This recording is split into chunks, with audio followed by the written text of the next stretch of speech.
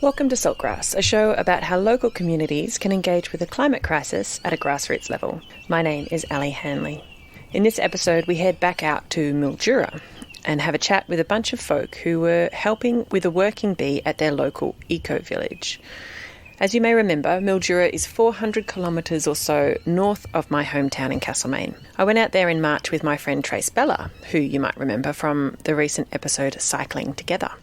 Trace was there to visit her son, and I was there to see what was happening up in that part of the world. As mentioned in the recent episode The Mallee, the Murray and the Mare, Mildura interests me on several levels. Firstly, the climate there is similar to what is projected for the Castlemaine region as climate change increases, so that's interesting to me. And of course, there's this huge boom in solar farms and renewable energy that's happening up there as well. So when we got up there, we found a dog-friendly camping site, which was right on the river, with a wide, lovely sandy beach leading to the water. There were walking tracks stretching in both directions and trees and bush all around. So when you were there, you'd never really guess that it was only a 5-minute drive from the city centre. So the bird sounds you can hear now are from that campground. First thing in the morning, it's the dawn chorus recorded while I was lying in bed in my tent. The interview with the city officials you heard in the previous Mildura episode was a great overview of the region, the particular issues they face and what is being attempted from a policy and government perspective. The other side of that coin is, of course, what regular folk are doing up in Mildura at a grassroots level, which is really what Saltgrass is all about. So today's episode is a series of interviews collected when Trace and I went to check out the local eco-village. We'd heard they were having a working bee and thought we might get a sense of the site and what goes on there. And interestingly, the site is managed by council, so I wasn't sure how community-driven it was going to be.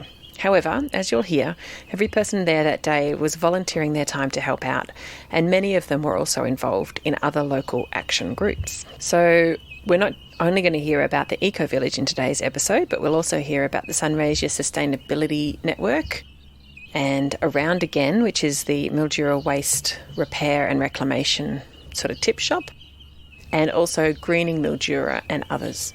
And links to all of those groups can of course be found in the show notes at saltgrasspodcast.com. As regular listeners will know, I always acknowledge country at the start of every episode. So today I'd like to acknowledge the Dja Dja Wurrung, whose land I live on and where this episode has been edited and released from. And I'd also like to acknowledge the First Nations people of the Mildura Mallee, up where these interviews were recorded. People and language groups in and around that area include the Bakenji, the Latchi Latchi, the Wagaya and the Karenji. Always was, always will be Aboriginal land. Sovereignty was never ceded. Salt of the earth. Salt. Grassroots.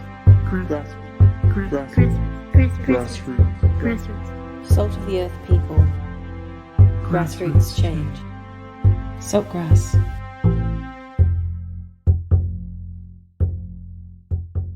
Listen to all episodes of Saltgrass on your podcast app or at saltgrasspodcast.com. Trace and I arrived at the eco-village on a sunny morning, and one of the first things I noticed were the beautiful mosaic signs, which I found out later were made by participants of the Christie Centre. So the Christie Centre is a registered disability provider offering various services for individuals with a disability in the Loddon Mallee region, and they're centrally located in Mildura. And the first interview I have for you today is with Krista Johnson, who works for the Christie Centre. It's a bit confusing, a guy called Krista working for an organisation called Christie. But he gave us a bit of a tour of the place, and it became clear just how involved the Christie Centre is on many levels in their community. They not only have helped with the eco-village, but they also run the tip shop Around Again, which I mentioned just before, and some of their participants have done TAFE level courses. So for those not in Australia who are listening, TAFE is basically a higher education with different levels of certification, historically based in sort of the trades, but it's quite broad now what you can learn via the TAFE system. So several of the Christie Centre's participants have been through TAFE courses and done projects both at the eco-village and Around Again, and those mosaics were done by participants of the Christie Centre. That's why I explained all of that. Now, Krista is able to explain all of these connections as we wandered around the eco-village site. And the eco-village is modelled after a place called Ceres, which is a famous eco-hub in the inner north of Melbourne. At Ceres, they have community gardens, bike workshops, education, markets, and many community building initiatives. So up in Mildura, at the Mildura Eco-Village, they also have many examples of eco-friendly building techniques. They have 2 buildings. One is a newly built structure and another one is a retrofit, which is an old house that's been brought in and then upgraded in terms of its energy efficiency. And they also have community gardens, educational programs, can host events, and have a hand-built wood-fired pizza oven, which was built as a workshop and then now gets used for events. So it's quite a beautiful, diverse place. There were meandering paths and lots of different zones. And what you'll hear through this interview with Krista is him pointing different things out to us about the eco-village as we discuss many different things that have been happening in that local community. So let's start with Krista. He works at the Christie Centre, but he's also the chairperson of the Sunraysia Sustainability Network. And after this chat with Krista, we'll catch up with a couple of other people who have also been involved in different climate-related action groups in Mildura. Here's Krista. So you're the chairperson of the Sunraysia Sustainability Network. How long has that been running and how did it form?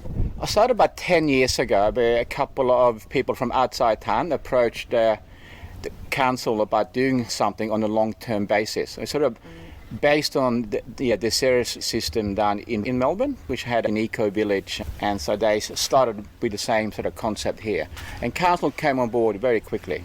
Mark Jenkins with council, who runs the whole landfill site. This was a great idea. So they worked on this for a number of years behind the scenes, and then they formed SSN, so you get some key stake people involved, which is council obviously, which is fantastic, TAFE, and the Christie Centre, whom I work for. Oh, it's a not-for-profit disability organisation in town. It's been around for about 60 years. Yeah.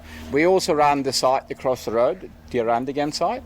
So we're already on site. We're already into recycling and reuse and repurposing. So we were a perfect organisation to work with because we're here. So so for a number of years, talks sort of ensued and they started planning, but obviously like all things, money rules. So eventually they applied for funding for this building here, the education centre, and we got a fair bit of money for that, and so built a environmentally friendly house. And that was just the start of, and so we can have a meeting place. And then eventually we got this house across the paddock here from transport on site, and TAFE and their students did like a retrofit.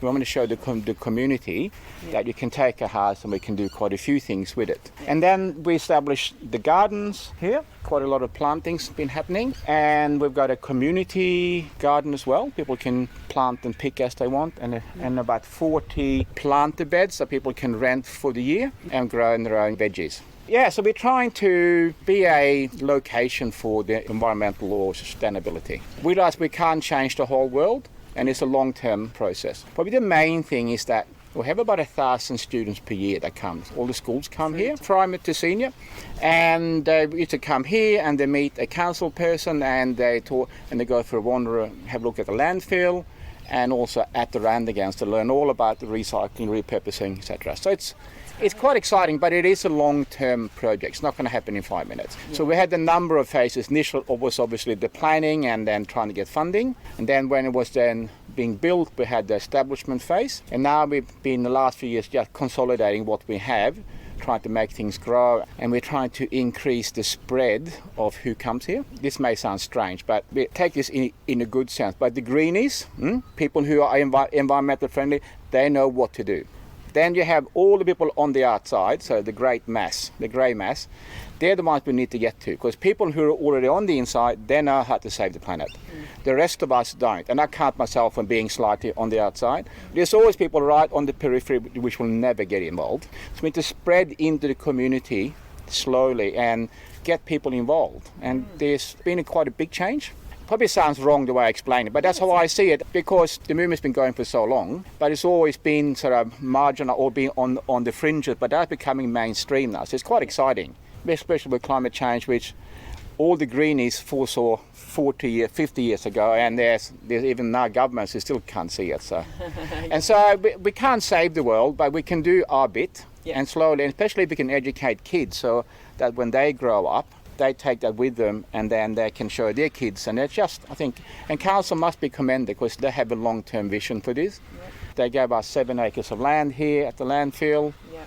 And it's amazing. It's really cool. Yeah. It looks beautiful. You've got so many plants and beautiful pathways leading between zones, and it doesn't feel at all like it's on landfill site. No, not at all. We even have a play group that come here twice a week, the Mulberry Tree Play Group, and there wouldn't be many landfills in the industrialised world that would have a play group at it.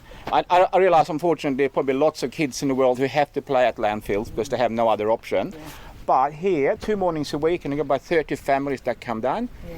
And so they play with sort of natural things, and then we can see across to the landfill. Yeah. It doesn't smell because it's a really well managed landfill. I mean, I spent 10 years working at the Randigan across the road. Yeah. It was occasionally a dust storm, but there's no smell. Yeah.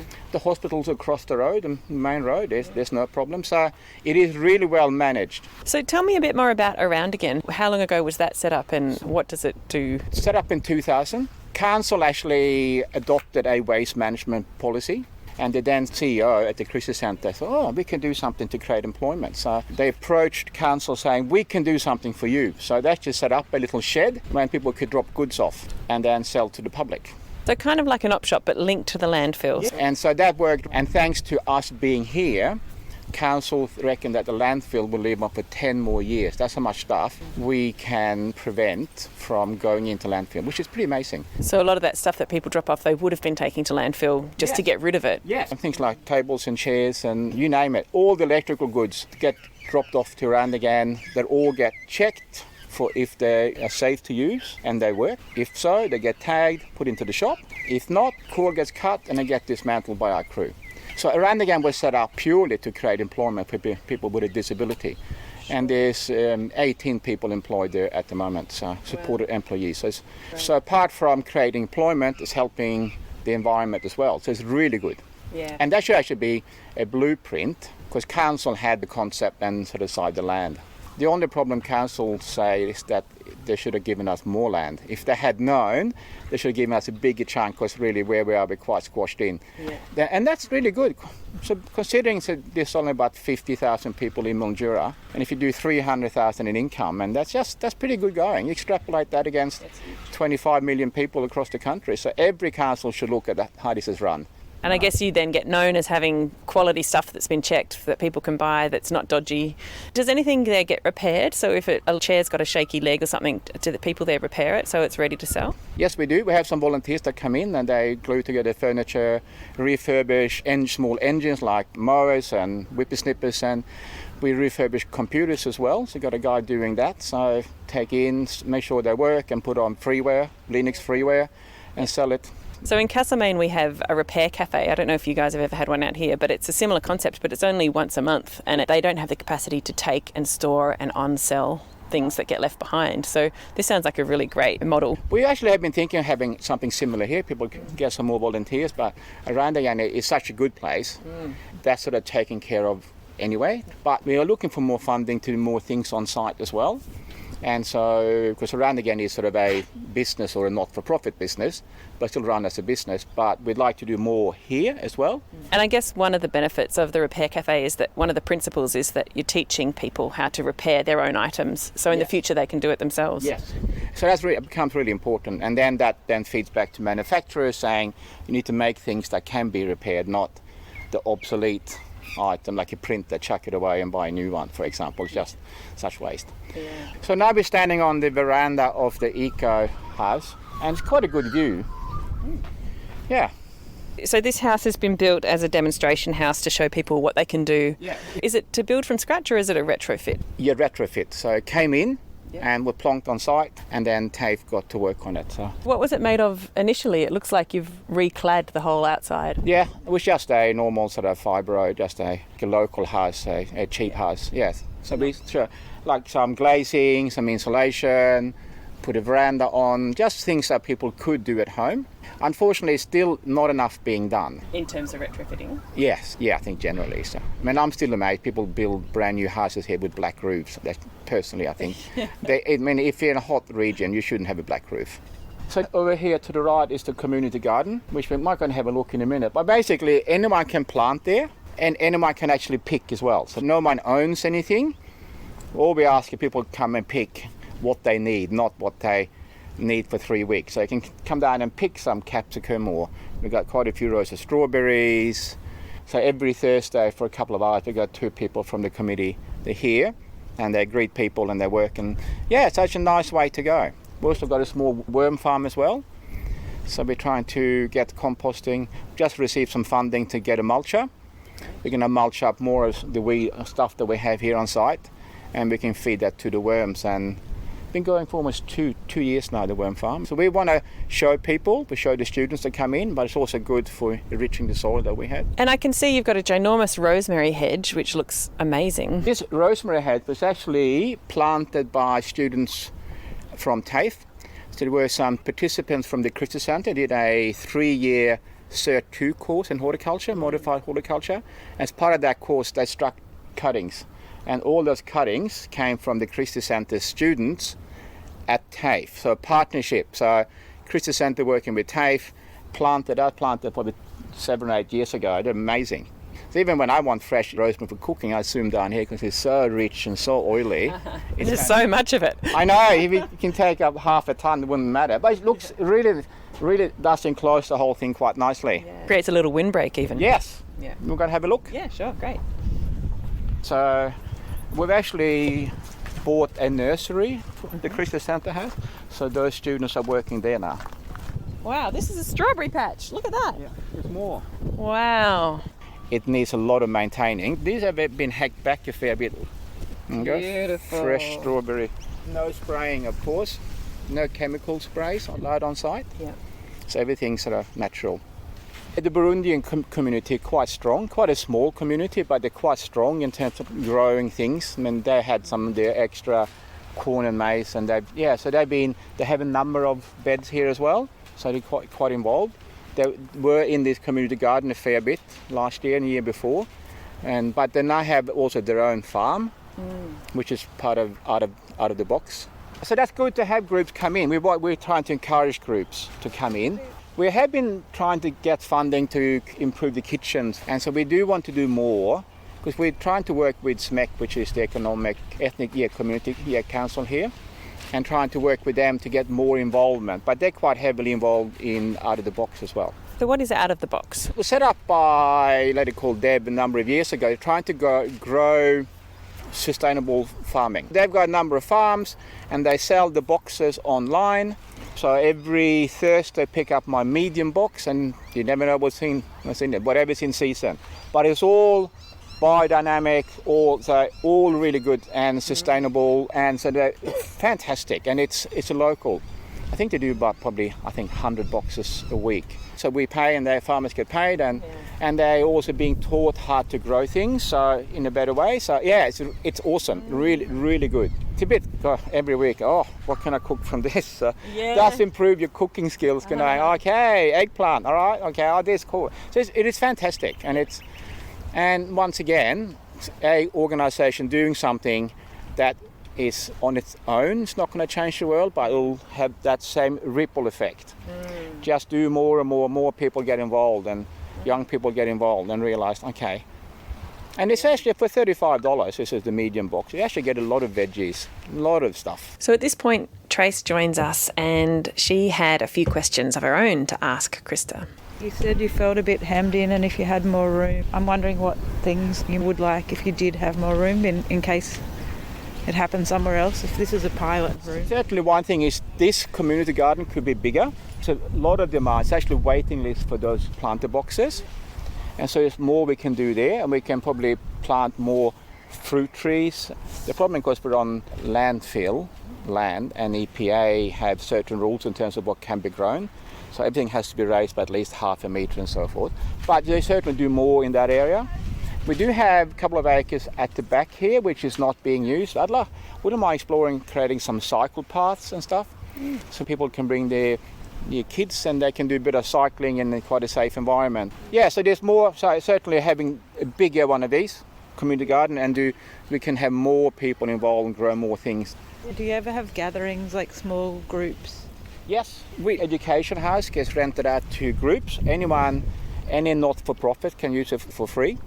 And so we have lots of people that come and use it they run seminars, and we can also rent it if you're for profit. You can actually rent it, and it's not a massive fee. So people do have workshops and seminars here, and then they have it in the eco house as well. So that's quite busy. Obviously now with COVID, it sort of stopped, bang, but it's slowly getting back on track, and that's quite important. People come down here and go, oh, I had no idea this place existed, and they'll come back. And so I think it's slowly, because it is a long term. I think changing, even though we need to hurry up a bit with the environment, we don't have a long term, but because it's a bit of a hurry to do it, but we can only do what we can do. And on that note, what do you think of this region and how it's handling climate change?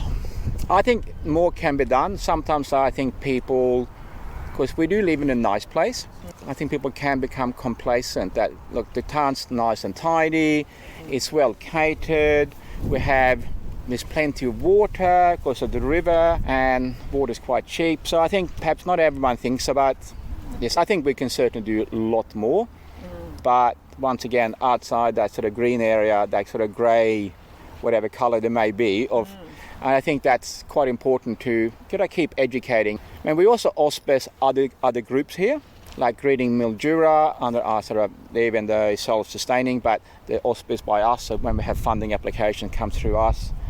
There's now a new group called Plastic Free Sunraysia. Great. So started, and we're auspicing them as well, and they've got some funding for a website. So that's really quite exciting, and to reduce that single-use plastic. That's the first focus. So there are groups sort of popping up doing small things. By Greening Mildura, they do fantastic stuff. They plant a lot of trees in a lot of areas, and they do amazing things. Yeah, great. And that really, environmentally, is fantastic.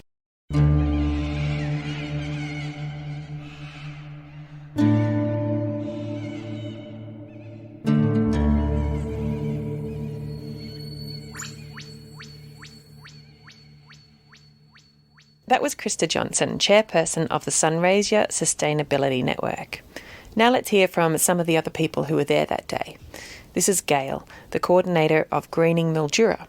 I found her, secateurs in hand, helping curb the enthusiasm of a grapevine that was growing over an outdoor meeting area. Tell us a little bit about Greening Mildura and what you guys do.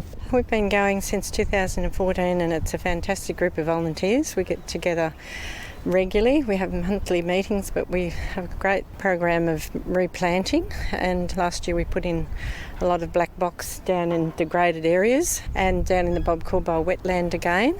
The trees are looking fantastic. We've got a good watering program and a good team that does that. This year we hope to plant another 600 and do a shaded walk hopefully along the river more for people to walk and have shade. Over the years we've given away thousands of trees to the community. And on National Tree Day, we have a giveaway of about 500 trees each year, and that's usually sponsored by someone like Mallee Catchment, have been very kind to us, and Fisher's Stores used to support us, and we go into a place like Woolworths and set up a trestle and the trees just disappear. So it's a fantastic time. Tell me, why do you see it as an important thing to do to green Mildura? Well, we live in the hottest, driest part of the state, and I always say, where do we go on a hot day? We head for the nearest tree. And for the environment, biodiversity, and we've planted a lot of trees down in the Bob Coolbowl wetland too. We planted 5,000 trees down there 3 or 4 years ago now, and even though you can't see them at the moment, there's a lot of those trees that have survived and are doing really well, and continuing to plant, and that's a hub for birds and kangaroos and lizards and things, so it supports biodiversity as well. So, yeah, that's a little bit about Greening Mildura. How do you afford all these trees, and how do you find your volunteers and people to help? We're on Facebook, and it's just word of mouth, I think, and people who are passionate about what we do and want to join us. We've had a lot of new members lately. It has been really heartening to see what's happened. And yeah, we've applied for community grants, and Mildura City Council have given us grants, but we're trying to raise money again. We need about another $6,000 to buy a bigger water tank. The one we've got at the moment is only 800 litres, and we have to fill it up too often. And when you're out in the heat and the hot sun, to have volunteers standing around waiting for the tanker to fill up and come back again to start again. So we're currently trying to buy a bigger water tank of about 1,500 litres. So if anyone out there is happy to help our cause and to buy a bigger water tank, that'd be just fantastic. Down south you don't have to worry about it so much, but up here it's certainly vital for the tree's survival to water for at least the first 2 years. So yeah, we find if we don't water we lose too many trees, so we've really taken to watering what we have put in. And Mallee Catchment have helped as well with that. Lower Murray Water have really supported us, and the Sunraises Sustainability Network where we are now, they've been very supportive as well. So it's a real community and it's a great group of people that volunteer. And what makes you want to be part of it personally? One of my daughters encouraged, she said stop talking about things and do something about it. So yeah, it's just sort of grown, and we've had some fantastic things. We did have a great forum called Trees Equal Life about 2 years ago, and that was fantastic. We had over 100 at that. We've had garden competitions to engender spirit of community and gardening and so forth as well. And we've had other tree giveaways that we got a grant for $4,000 which was given away in trees to the community as well. Yeah, so yeah, it's just important, I think, for the animals and the kangaroos and the birds to support, the more trees we have the better.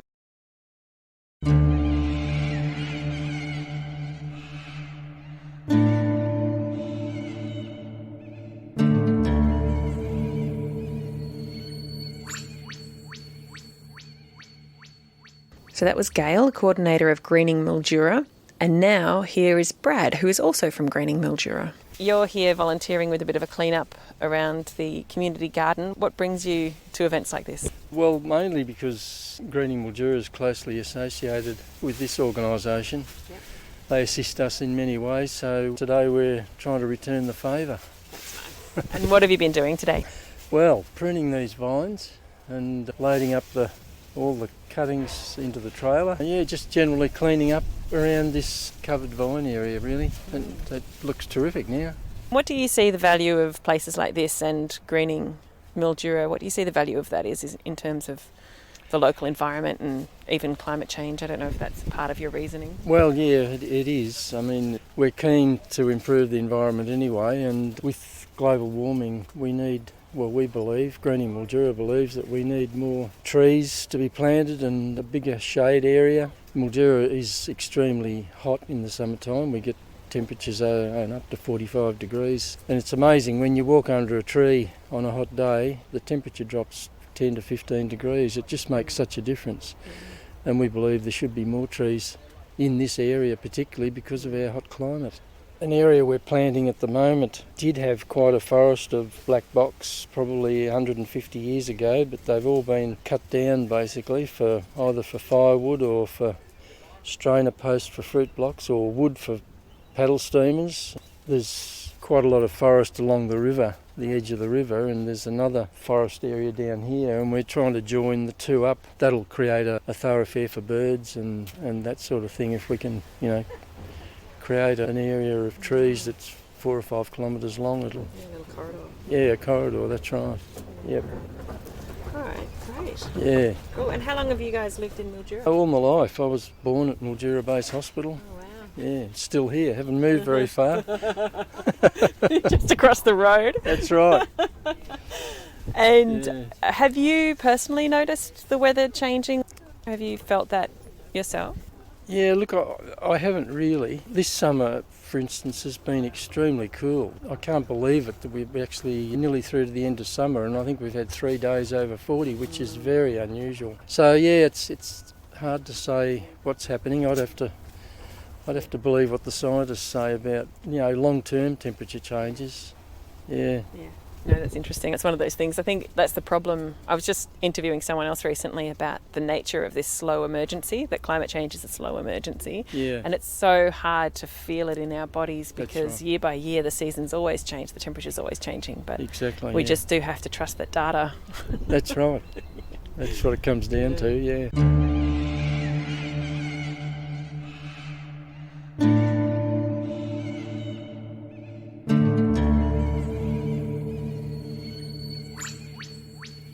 So there you go. Just a few of the people talking about just a few of the community-led initiatives happening in Mildura around climate and sustainability. And I know that there are groups like these in towns, cities and communities all around the world. which is quite amazing when you think about it. Don't forget that there are links to all of the things discussed, including the organisations and activities that have come up in these interviews today, and they're all available in the show notes at saltgrasspodcast.com. For those of you listening on Main FM or 3MDR, please note that you can listen to all episodes of Saltgrass on your preferred podcasting app. If you can't find us on your app, please let us know and we'll see what we can do to make it available there. You can follow us on Facebook and Instagram and YouTube. And please subscribe to our email list to get reminders and updates about the show. Again, you can do that by going to saltgrasspodcast.com. This program was made possible with support from Main FM and the Community Broadcasting Foundation. Find out more at cbf.org.au. My name is Alison Hanley. Thanks for listening. Salt of the earth. Salt.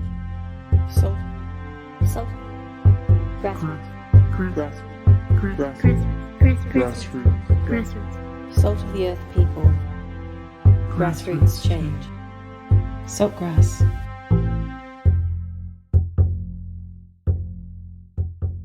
Listen to all episodes of Saltgrass on your podcast app or at saltgrasspodcast.com.